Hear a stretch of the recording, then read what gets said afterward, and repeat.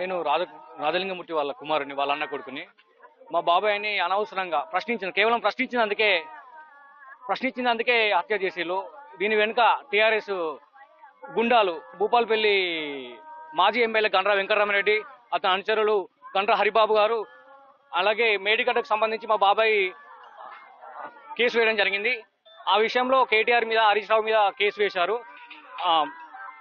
So దీని వెనుక కేటీఆర్ గారు హస్తం కూడా ఉందని నాకు కాస్త డౌట్ కొడుతుంది. లేకపోతే ఇంత మెయిన్ రోడ్ మీద ఇంత ధైర్యంగా చేసే దమ్ము అయితే ఎవరికి లేదు భూపాలపల్లిలో. దీని వెనకాల కేటీఆర్ గారు ఉన్నారేమో అని నా అనుమానం. అలాగే ఈ చిల్లర ఆకు రౌడీలు ఉన్నారు భూపాలపల్లిలో, రేణుకుర్ల సంజీవ్ అని. సో ఇలాంటి వాళ్ళని కూడా మీరు ఉరిశిక్ష చేసి జైలు శిక్ష పడేటట్టు చూడాలని నేను కోరుకుంటున్నా. మాకు న్యాయం జరిపించాలని కోరుకుంటున్నా. రాజకీయ నాయకులు వల్లనే మా డాడీని చంపించిండు. మెయిన్ గండ్ర వెంకటరమణారెడ్డి ఆయన హస్తం వల్లనే చనిపోయిండు మా డాడీ.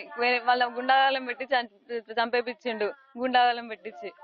మా ఆయన మీద డౌట్ ఉంది. మాకైతే న్యాయం కావాలి అంతే. మా డాడీ అయితే తీసుకురారు కదా, మా డాడీ దగ్గరికే వెళ్ళిపోతారు. ఎంతకాలం అయితే ఉండరు కదా, అది మాత్రం ఫిక్స్ అంతే. మాకైతే న్యాయం కావాలి. మా డాడీని చంపించిన అంతే. కేసు వేసిండు, డాడీ మీద కేసు వేసిండు.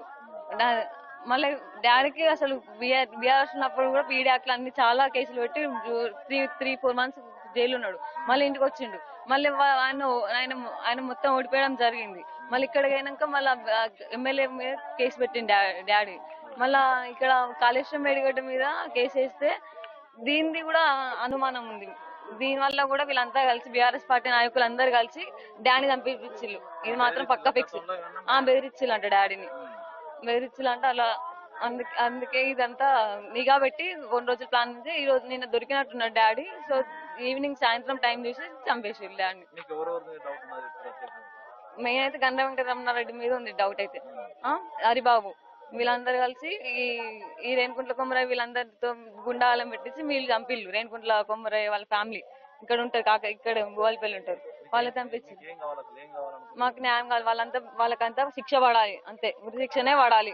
మా డాడీ దగ్గరికే పోవాలి. వాళ్ళు కూడా ఎంతకాలం అయితే ఉండరు కదా, వాళ్ళైతే కావాలి అంతే. నాకు అయితే మనిషి రాదు కదా, వాళ్ళు కూడా పోవాలంతే. ఎంతకాలం ఉండరు. మాకైతే న్యాయం జరగాలి.